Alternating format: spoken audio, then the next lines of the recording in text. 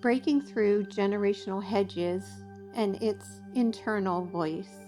We all have things that were passed on generation to generation, and of course, much of that is beautiful and useful and helpful. We have heroes within our family, and we recall memories of them when they did things that were just tremendous, and they were great overcomers of life and very gifted and talented people. And in that, our lineage can be such a blessing because we can look back when we're struggling with things in our own life, and we can look upon those that came before us in our family and realize that if they can gather their strength and garner a way to get through hard times, that we can do the same. In so many ways, being able to look back on previous generations in our family is a blessing, because we know that with that lineage we can carry on and overcome and achieve in our own lifetimes what we set out to do.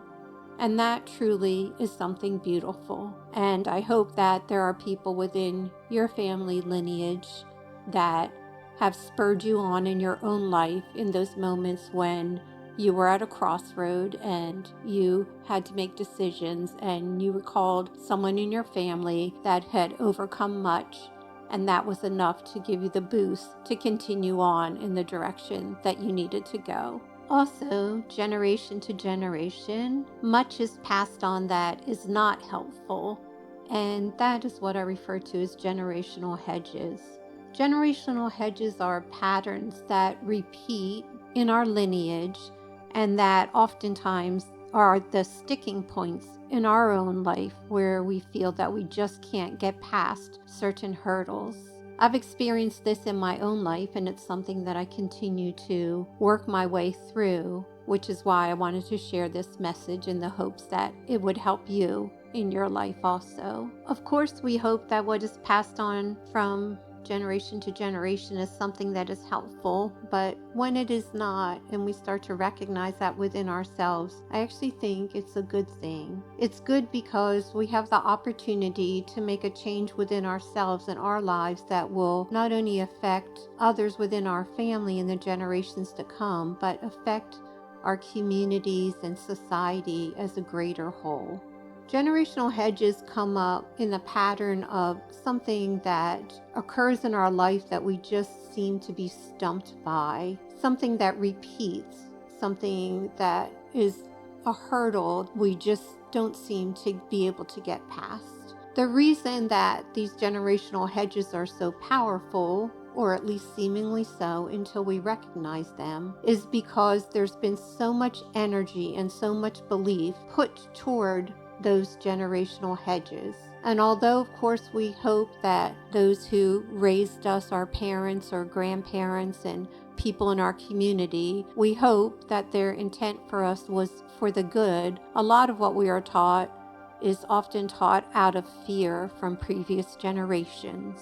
So where that leaves you and where that leaves me is standing at a threshold often in our own lives, realizing that we want something very different than what has been done in our lineage, and that we want to make great changes to affect the world for the good. What is key is to recognize that you are, and I am, powerful enough to overcome all that has been passed on from previous generations that is not helpful. We have within us the power to create change in our lives, and the first step to that is recognizing what it is that we want to change. If there's a belief system in your family that the only way to do well in life is to get a job and work it for 30 or 40 years and retire from that and then do the things that you want to do, and that's not something that you agree with, you do have the ability to change that. Maybe what you want is to move out of the area that your family has always lived in. A lot of us have that desire, and of course, it's scary to leave what is known for the unknown, but I encourage you that absolutely you can accomplish that. Whatever pattern it is that you've seen, whatever belief system there is within your family that just doesn't work for you, that's just fine. Realize that you're you. You don't have to be like the rest of the family. You don't have to do what the rest of the family has done. You were given gifts, talents, and abilities, and a desire to bring those things to pass. And so you have within you the resources and capabilities to do just that. Above all, I've found that realizing there's something within me, whether it's kind of an internal voice that puts up guardrails in life when I don't want them, or it's a thought pattern that I have that repeats. However those generational hedges arise for you, I encourage you that you can move beyond them and you can make your dreams come true. First is recognizing that what others believe is just fine, but it doesn't mean that we have to live our lives out according to that. And second is allowing ourselves the grace to find our own way, to live life out in a meaningful way that creates something new for generations to come. Whether the generations we are affecting are our own children, or the community we live in, or the greater world, we can make changes in our lives that previous generations did not, and we can bring about great goodness as a result. Also, you may have noticed that as you free yourself, that in turn frees other people. Do you know what I mean? You wanted to make a change in your life and you struggled with it, but eventually you pursued, you persisted, you were relentless, and you accomplished what you set out to do.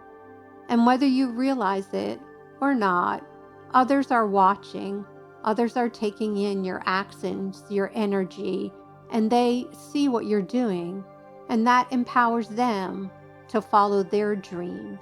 So I believe, my friend, that it's very important to look at what I have coined generational hedges, because this is a time in the world when great changes are occurring, and you and I have the ability within ourselves to make changes that can bring great goodness and expansion to the world. I encourage you that the best idea is to look forward, not backward, because as your life unfolds in front of you, you'll find that path that is just perfect for you. As always, please remember, God loves you, I love you, and we really are all in this together. Thanks for listening.